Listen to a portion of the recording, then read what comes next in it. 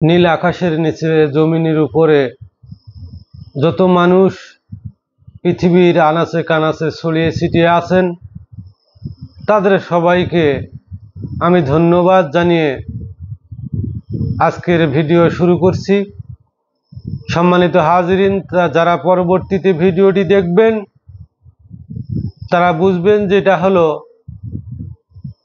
আল্লামা হাফেজ সিরাজি রহমতুল্লাহ আলাইয়ের প্রথম দিনের বক্তব্য, হয়তোবা এরকম করে পঞ্চম দিন পর্যন্ত বলা হবে, আর এভাবেই চলতে থাকবে যদি সৃষ্টিকর্তা আমাকে রাখেন যতদিন ততদিন পর্যন্ত। আল্লামা হাফেজ সিরাজি তিনি কি বিশ্ববিখ্যাত মরমী কবিদের অন্যতম শ্রেষ্ঠ কবি আল্লামা হাফেজ সিরাজি রহমতুল্লাহ আলাই শুধু মুসলিম দুনিয়া নয়, বিশ্বকে অবাক করা কাব্য সাহিত্যের অন্যতম পুরোধা ব্যক্তিত্ব।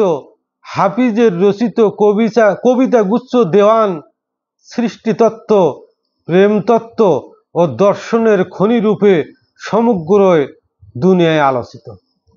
আসলে আল্লামা হাফেজ সিরাজি রহমতুল্লাহ আলাই তার যে প্রেম তত্ত্ব, সৃষ্টিতত্ত্ব, তার যে দর্শনের তত্ত্ব, তিনি পৃথিবীর সবগুলো মানুষেই তার এই তত্ত্বের কাব্য, তার গজল, তার লেখনী সব কিছুতেই যেন শুধু মুসলিম নয়, পৃথিবীর সব জাতি আল্লামা হাফেজ সিরাজির প্রেমে পড়ে গেছেন।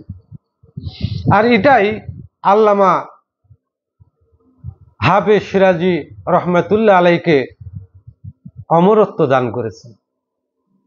যতদিন দুনিয়া থাকবে ততদিন আল্লামা হাফেজ সিরাজি রহমতুল্লাহ আলাই তরিকতের জগতে যারা আছে, আধ্যাত্মিক জগতে যারা আছে, সুফি সাধক যারা আছে, তাদের হৃদয়ে তিনি থাকবে। তার কাব্য, তার গজল, তার দর্শন, তার প্রেমতত্ত্ব এগুলো এত উপরের কথা যেগুলো আমাদের মতো নগণ্য মানুষের মুখে শোভা পায় না। কারণ এগুলো নিয়ে অনেক বড় বড় মনীষী বিশ্বের জমিনে যারা গত হয়ে গেছেন তারাও আলোচনা করতেছেন, এখনো যারা আছেন তারাও আলোচনা করতেছেন। তবে আমি যেহেতু দরবারের লোক, আমার মন কেন জানি চায় যে আমি তাদের কথাগুলো একটু বলার চেষ্টা করি।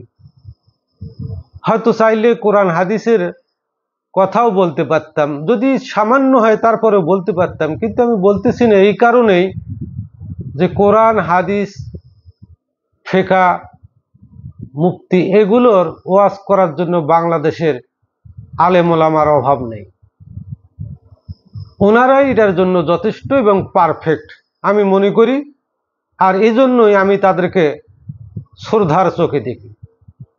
এই শ্রদ্ধাটা আবার আমার শ্রদ্ধাটা একটু ব্যতিক্রম। অনেকেই শ্রদ্ধা করেন দলীয় স্বার্থে, ব্যক্তিগত স্বার্থে, তার দরবারের স্বার্থে। আমি কিন্তু এরকম কোনো স্বার্থবাদী দল নেই।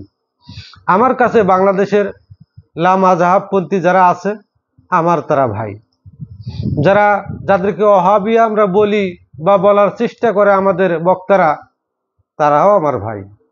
যারা তাবলিগ আছেন, জামাতি ইসলাম আছেন, তারাও আমার ভাই। বাংলাদেশে যারাই আছেন কারো বিরুদ্ধে আমার কোনো অভিযোগ নেই। আমি দরবার করি বলেই আমারটাই ভালো, বাংলাদেশে আর কোনো লোক নাই আমি ছাড়া, এটা শুধু আজাজিলের মুখেই শোভা পায়, আর কারো মুখে নয়। অতএব আমার কথাগুলো আপনারা নিরপেক্ষ দৃষ্টিতে চিন্তা ভাবনা করার চেষ্টা করবেন। যাই হোক, আল্লামা হাফেজ সিরাজি রহমতুল্লাহ আলাই কি করেছেন তার জীবদ্দশায়, কি বলেছেন তার গজলে, কি করেছেন তার সামগ্রিক জীবনে, এগুলোরই হয়তো কিছু কথা আমি আপনাদের সামনে পরবর্তীতে উপস্থাপন করার চেষ্টা করব। তো যাই হোক, তিনি সুফি সাধক, কবি, একাধারে অনেক গুণে গুণান্বিত তিনি ছিলেন। তার কথা আজ বাংলায় তেমন শোনা যায় না। যদিও অলিয়া উলিয়ার দরবার আছে, যদিও সুফি সাধকের দরবার আছে, কিন্তু বাজান এগুলো নিয়ে তারা কথা বলে না। তার একটাই কারণ যে তারা কখনোই সৈয়দ মহিউদ্দিন আব্দুল কাদের জিলানী, তারপরে আল্লামা হাফেজ সিরাজি রহমতুল্লাহ আলাই, আল্লামা জালালউদ্দিন রুমি রহমতুল্লাহ আলাই, এরকম যারা জগৎ বরেণ্য আল্লাহর ওলি আছেন, তাদের অনুসরণ অনুকরণ করা বর্তমান দরবারধারীদের জন্য খুবই কঠিন। এই জন্য আর দরবারে কথাগুলো হয় না। তবে যত কষ্টই হোক, আমি তো চেষ্টাটুকু করে দেখতে পারি। সফলতা বিফলতা সেই জন্যই জানে।